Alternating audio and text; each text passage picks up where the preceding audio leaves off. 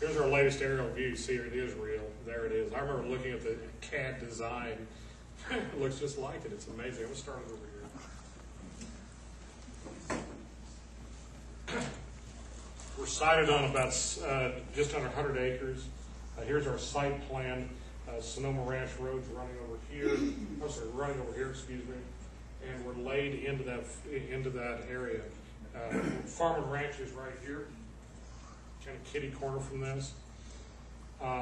We're very proud of where that is. It's sited so beautifully. There's a mall that's in it. And the students, when they walk out from their classrooms between buildings, look one way down into the valley and see Las Cruces, and turn to look the other way up the valley and have an unobstructed view of the Oregon Mountains. It's fantastic. Come and visit. We would love to show off. Right now you have to wear a construction hat and closed-toed hard shoes, right? And I want to thank our friends. This is a great project. The management of it that has been done is incredibly good. So thank you. It's a terrific project. Here's some more relief views. You can look up and down the mall. You can see the clock tower, and you can see some of the canopy work. See, one of the things that this is set up is like a giant mall with these buildings that are there. It uses career and technical education groupings as a way of getting home, because we're very cognizant of getting kids to the workforce. They may get there through Dona Community College and us, through New Mexico State University and us, but that's where they're ultimately going to go.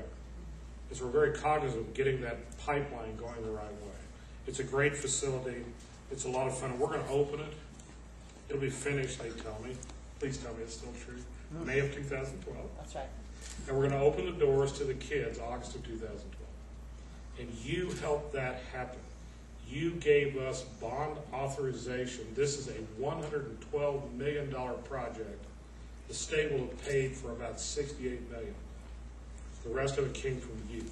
And thank you. What's in demand? What's coming? The top jobs that are going to be in demand in our state are allied health, nursing, dental hygiene, nursing assistant. All of those programs are programs that Dona Community College offers, and you'll hear in a minute how well our students do. So that kind of gives you an idea that statewide, we're very plugged in statewide to the workforce needs as we are to the local. This is a survey that's done by, I'm sorry that Davin's not here today, but the Metropolitan Statistical Area of Jobs in Demand has manufacturing and some of the others that are here that I don't want to go into too much detail, but just about every single job that's coming to this area will require some kind of college, some kind of specialized certification, and those are likely to be taken at the community college. These are things that we offer, and we're very proud of that role. So I just wanted to mention, that's why I'm so involved in not only in business and industry, but that's because we need to make sure that we're at the forefront, that we're front and center about the needs of familia. A lot of you can see medical facilities as well, and Las Cruces Public Schools, and the county as well. But these are major employers from Dona Community College. And the last thing I want to leave you with is that the quality of the graduate that you're getting from Dona Community College is important for me to notice. This is recent information that we just gathered. All the students in our allied health programs are required to take what they call national tests, to sit in for the test for nursing, for respiratory care, for rad tech, and you can see the pass rate. The pass rate in all but rad tech, which was at 94% pass rate, all the others are 100% pass rate. These are national exams, ladies and gentlemen. So when we talk about the community college, the curriculum, the rigor is there. These are national exams, and that's how our students place. So when you hire our graduates, I want to make sure as president of the college that you're getting quality, that we exceed your expectations, that the student walks in ready to work for you in the workplace, ready to go. Not too much time devoted on training. Let's get them going. So this kind of speaks to the quality and the caliber of the teaching that happens at Dona Community College. Our NMSU research enterprise is a very important part of our university business. We brought we expended $163 million in research expenses just last year. And what did that mean for the state?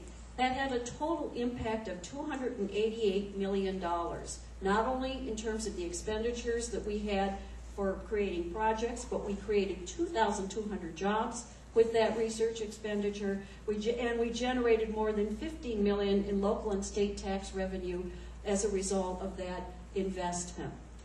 Research is important not only as a revenue generator, but it's very important for the health and economy of our nation. We know that one of the reasons that this nation has managed a #1 position worldwide, globally, is because we have managed innovation effectively. And many of the significant innovations that have occurred in the last century had their origins in the research done at research universities, not to mention research that's actually done at New Mexico State University. This year, we brought $200 million in new grants and contracts.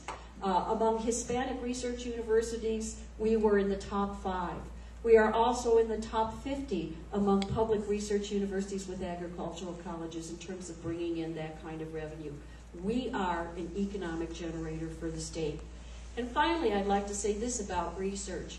Why is it important to our undergraduates to have a university experience where research is done? Because when they're at a university where research is done, they're being taught by faculty who are not simply using textbooks that were produced by commercial companies, but who write the textbooks, who develop the knowledge that is in the textbooks. They have the opportunity to do research side by side with faculty who are contributing to our worldwide knowledge base. That means that those undergraduates who graduate with that kind of experience are equipped to be innovators themselves, are equipped to have discovery at the top of their list of things they want to accomplish in their lives. That's a very important legacy to leave for our students. We returned actually just yesterday from the annual meeting of the presidents of the Association of Public and Land-Grant Universities, where we're learning with other presidents what are the kinds of challenges that we're all facing. The greatest challenge that we're facing right now, and all of us are, is the discord that we see in our U.S. Congress, quite frankly. We need some way of working through, as a nation, this time of crisis where we not only need to pull back to deal with our deficit, but we also have to invest in our greatest resources. And I would call one of our greatest national treasures our U.S. research university system, of which NMSU. Relevancy is the first greatest driver in how they are successful and why they have the drive to learn. One of the reasons we lose kids is we don't articulate that well. So when you take the idea of conceptually looking at an end product, a workforce direction they want to go, and work backwards into the curriculum, you make it relevant and you make it pointed in a direction that the students see purpose behind and can get there, and then we can articulate them as they move through. Now, we know kids are going to change, but if you don't begin with the end in mind, you can't get any place.